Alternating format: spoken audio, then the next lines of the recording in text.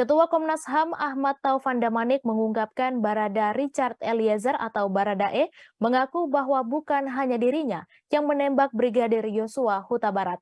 Taufan mengatakan berdasarkan pengakuan Baradae, Irjen Verdi Sambo juga melepas tembakan ke Brigadir J sebanyak 2 kali. Taufan menjelaskan pengakuan Baradae itu akan terjawab apabila hasil otopsi ulang jenazah Brigadir J sudah keluar. Selain itu, Komnas HAM juga masih menanti hasil uji balistik soal peluru yang menewaskan Brigadir J untuk menjawab apakah eksekutornya lebih dari 1 orang. Sebelumnya berdasarkan pengakuan Verdi Sambo, dirinya hanya merancang pembunuhan Brigadir J.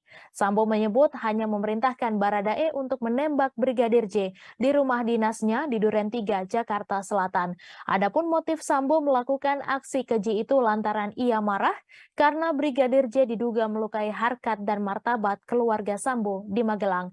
Diketahui sebelumnya sudah ditetapkan 4 orang tersangka dalam kasus tewasnya Brigadir J.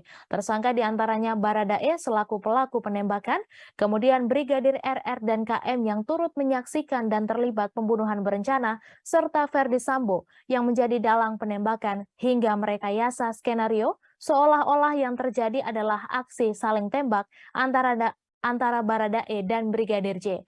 Terkini istri Verdi Sambo yaitu Putri Chandrawati juga ditetapkan sebagai tersangka. Ia ditetapkan sebagai tersangka setelah dilakukan 3 kali pemeriksaan dan ditemukan 2 alat bukti.